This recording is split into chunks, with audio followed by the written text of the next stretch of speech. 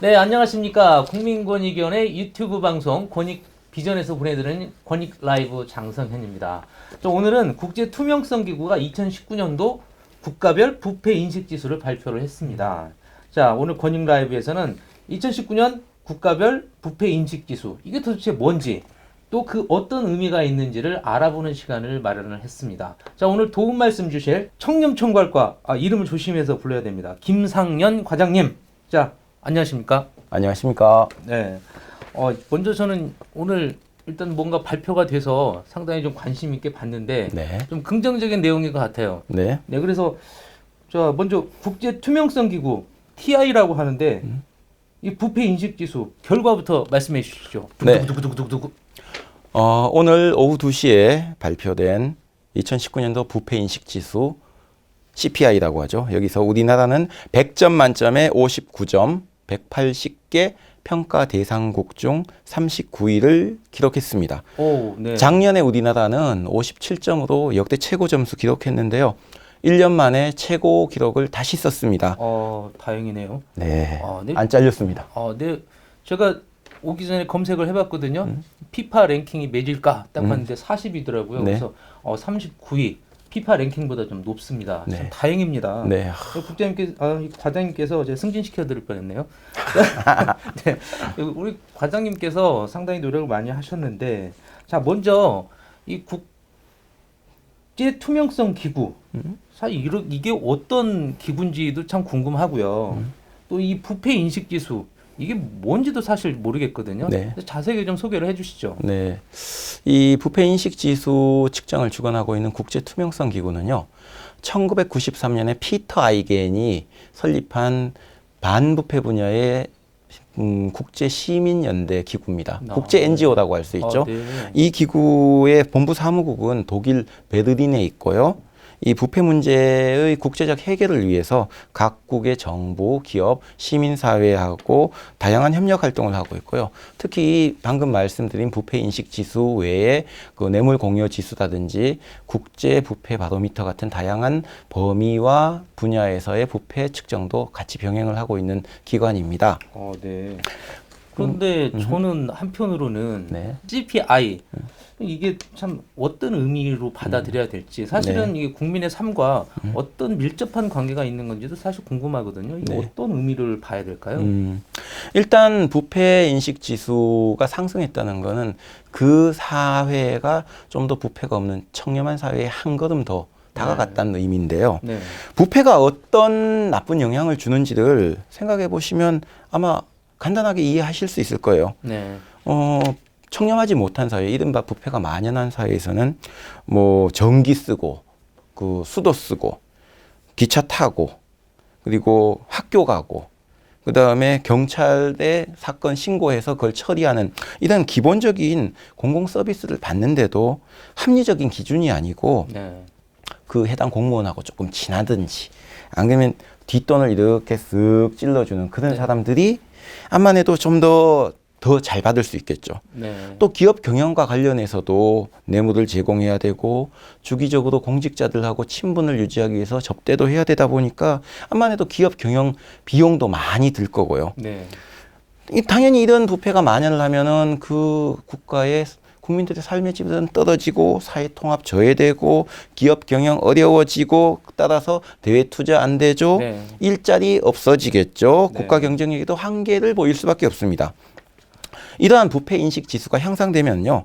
부패로 인한 이런 문제들이 미연에 예방될 수가 있고 이미 있는 문제들도 좀 더 해결되기 시작했다라고 하는 문제 해결의 단계에 한 걸음 더 가까이 다가갔다는 의미로 해석하시면 되겠습니다. 네. 그러니까 우리의 생활 환경이 좀 더 공정해지고 네. 더 그 올바른 네. 사회로 나아간다. 자, 그런 의미로 받아들일 네, 수 그렇습니다. 있겠네요.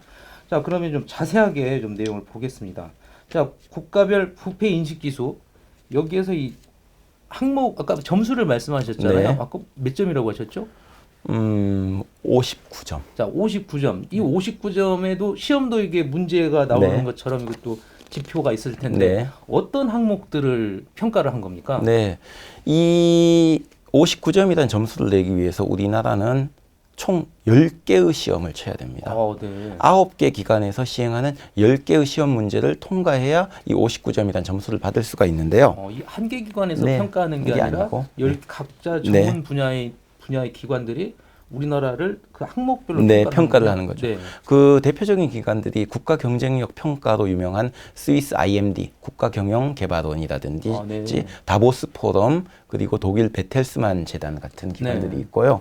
이 10개 지표들을 저희가 설문 내용에 따라서 한번 분류를 해봤어요. 네. 그러니까 공직자의 권한 남용과 뇌물 수수와 관련된 항목 네. 그리고 기업 경영과 관련돼서 뇌물이 오고 갔느냐라고 하는 항목, 그리고 부패 예방과 처벌이 얼마나 잘 되고 있느냐에 대한 항목, 정치 분야의 부패는 과연 어느 정도 해결되었느냐라는 항목, 또 마지막으로 행정부뿐만 아니라 입법부나 사법부 같이 국가 시스템 전반의 부패는 어느 정도 척결이 되었느냐 하는 한 5개 정도의 항목으로 나누어 볼 수가 있었어요. 네. 그 중에서 우리나라가 어느 정도 조금 만족스럽진 않지만 가장 잘 나온 거 뭡니까? 가장 잘 나온 건 이제 공직자의 권한 남용 제어와 관련된 항목하고 부패 예방하고 그다음에 처벌이 어느 정도 이루어지고 있느냐 하는 이 두 가지 분야가 상대적으로 좋게 나왔고요. 그리고 기업 활동과 관련된 부분은 중간적인 분야. 그리고 안타깝게도 최근 한 2년 정도에 좀 많이 개선은 됐지만은 정치 분야라든지 입법, 사법, 행정부를 통괄하는 국가 전반의 부패 문제에 대해서는 아직도 좀 가야 할 길이 조금 먼 것 같다라는 생각이 들었습니다. 그러니까 이게 어떤 한 분야만 잘해서 평가가 좋은 게 아니라 사회 각 분야, 어떤 공직기관이라든지 또 분야별 또 책임을 맡은 곳에서 충분히 역할을 해줘야만 좋은 점수가 나오는 거고요. 저는 과장님께서 이렇게 열심히 잘하셔서 하는 줄 알고 무척 고무가 됐었는데 다른 기관들이 잘한 거군요. 뭐 거기에 또 숟가락 하나 넘게 해주셔야지 또 뭐 그렇게. 아니요, 이 평가를 잘하신 과장님이 계셨기 때문에. 자, 그럼 독일도 혹시 여기 본부가 스위스에 있다고 하셨나요? 아니요, 독일 베르린. 다녀오셨습니까? 이번에는 아니고요. 작년에 다녀온 걸로 알고 있습니다. 직원들하고 뭐 해당 기관에 대해서 1년에 한 번씩은 그 방문을 해서 그 평가 담당자들에 대해서 관련된 정보도 제공을 해드리고 우리나라의 정책도 적극적으로 홍보를 하고 있습니다. 직원들의 많은 노력이 좀 있었네요. 지금 여러분께서는 국민권익위원회 권익 라이브를 듣고 계십니다. 오늘 김상현 과장님 함께하고 계시는데요. 자, 그러면 사실 작년에 유럽 반부패 국가영양연구센터 그리고 미국 위험관리 솔루션 업체 트레이스에서도 이 비슷한 거를 발표를 했었거든요. 그때 당시에도 상당히 좋은 결과가 이어졌었는데 우리가 이게 계속 개선되는 이유가 뭐가 있을까요? 아무래도 이 CPI 역시도 이 부패 인식 지수 역시도 최근 3년 동안 지속적으로 점수나 순위가 올라가고 있는데요. 아마 이번 정부 출범 이후에 일관되게 추진한 반부패 좀 종합적으로 추진한 반부패 정책하고요. 그리고 특히 과거와는 달리 국민들의 관심과 참여를 통해서 이루어진 그 참여형 반부패 정책의 결과로 지난 3년 동안 부패인식 지수 개선이 이루어졌다고 생각이 됩니다. 예를 들면은 범정부 차원에서 반부패 정책을 같이 만들고 조정하는 지금 이 협의회가 있는데요. 대통령께서 직접 주재해 주시는 반부패 정책협의회가 2017년도에 복원되어서요. 현재까지 3년 동안 잘 운영이 되고 있습니다. 이 협의회를 통해서 뭐 채용비리 근절이라든지 5개년 반부패 종합계획과 같은 중장기적인 계획도 만들고 관련되는 그 현안에 대해서 관계부처 협의도 하고 있고요. 특히 경제계라든지 시민사회, 학계, 언론 등이 참여한 반부패 거버넌스인 청렴사회 민간협의회라고 하는 그 민간합동협의회가 2018년도에 만들어졌습니다. 이 협의회를 통해서 암만 해도 공공 분야가 직접 제기하기 어려운 그 크리티컬한 반부패 이슈를 여기서 제기를 해주시고 그 개선 대책도 제안을 해주시는데요. 대표적인 게 재작년에 이 협의회에서 법조 분야의 정관 특혜 근절과 관련된 대책을 마련을 해주셨어요. 이 대책이 대통령께 보고가 되고 반부패 정책협의회를 통해서 지금 현재 법무부라든지 인사혁신처, 국세청 등과 같은 소관부처에서 같이 추진을 하고 있습니다. 자, 여러 가지 이제 노력들, 정부의 노력들 개의 어떤 지원들이 있었기 때문에 상당히 좋은 결과가 나오고 있는데 사실은 국민들께서 이 그 숫자로만 보기에는 상당히 좀 어려운 점이 있거든요. 네. 또 숫자의 의미에 대해서 여러 가지 해석이 있을 수 있겠지만 여러 군데 다니시면서 많은 분들을 만나시잖아요. 외국 인사들도 많이 만나셨을 텐데 자, 국제사회가 우리를 바라보는 시각은 어떻습니까? 네. 이 암만 해도 개인의 논평 의견보다는 네. 이 공신력 있는 국가 평가기관의 의견을 전해드리는 게 좀 더 객관적일 거라고 생각되는데요. 작년도 10월에 독일 베텔스만 재단에서는 청탁금지법, 특히 해외에서 주목을 하고 있는 네. 제도가 청탁금지법입니다. 이 청탁금지법의 제정과 시행으로 인해서 그 선물 주기와 같은 한국의 전근대적인 관행이 효과적이고 굉장히 신속하게 개선되고 있다는 논평을 한 바가 있고요. 우리 국민권익위원회에서 네. 제정하고 네, 운영하고 하고 있는 있는, 네, 청탁금지법. 예. 이게 외국에서 상당히 큰 효과를 받거든요. 굉장히 센세이션합니다. 네. 예, 그리고 또 작년 3월에 홍콩의 정치 경제 위험 자문공사라고 하는 컨설팅 기관이 있는데요. 여기서는 대한민국 정부가 반부패 업무에 대해서 과거와는 달리 매우 진지하게 임하고 있다. 특히 뇌물수수라든지 그 부적절한 선물 그리고 청탁 관행 근절에 있어서 매우 효과적인 모습을 보이고 있다는 논평을 한 바도 있습니다.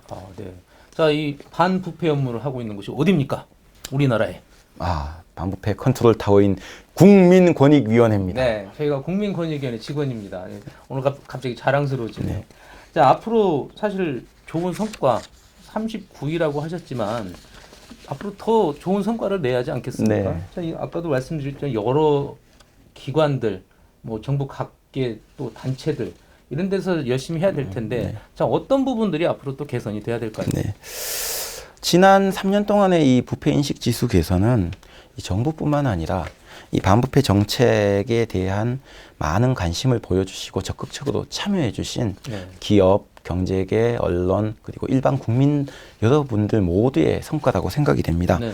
또한 부패의 원인은 부패는 어떤 일면의 단견적인 원인으로 나타나는 게 아닙니다. 뭐 일반적인 사람들은 뭐 개인의 일탈이다라고 하는데 물론 공직자 개인의 일탈도 있지만은 그거보다는 부담리한 제도 사회 전반에 아직도 잔존하고 있는 정근대적인 문화라든지 관행 이런 것들이 복합적으로 나타나는 사회적 병리 현상입니다. 따라서 원인이 복합적이니까 그 대책도 복합적으로 나가야 되겠죠. 네. 저희는 좀 더 이제 장기적인 시야를 가지고 가려고 하는데요. 먼저 정부는 보다 과학적이고 체계적인 반부패 정책을 수립해서 이러한 정책들이 예외 없이 엄정하게 집행될 수 있도록 노력을 해야 될 거고, 기업은 윤리 경영을 통해서 뇌물 없이도 정정당당하게 기술과 경쟁력을 통해서 경쟁할 수 있는 경영 풍토를 마련해야 될 거고요. 국민 여러분들께서는 부합리한 제도가 발견됐을 때는 반드시 거기에 대해서 문제를 제기해 주시고 반부패 정책에 대한 적극적 관심과 참여를 하시는 한편, 특히 부패를 목격하셨을 때는 주저앉고 신고하는 용기를 실천하실 때 우리 사회 전반에 드러워진 이 부패의 어두운 그림자를 확 걷어내실 수 있으리라 생각합니다. 액션 행정의 대가 김상현 과장님이십니다. 리액션. 리액션 행정. 자, 여러분들 지금 국민권익위원회에서 보내는 권익 라이브 듣고 계시는데요. 오늘 청렴 총괄과 김상현 과장님 열심히 말씀해주고 계십니다. 자, 여러 가지 이 성과를 거두기 위해서 나름 노력을 많이 하셨는데, 자, 지금 심정이 어떠십니까? 아니 왜 갑자기 침울한 얼굴을 하세요? 페이크였습니다. 에템 신이나 에템 신이나. 네. 이 액션으로 여러분 충분히 심장을 아마 들으셨을 것 같습니다.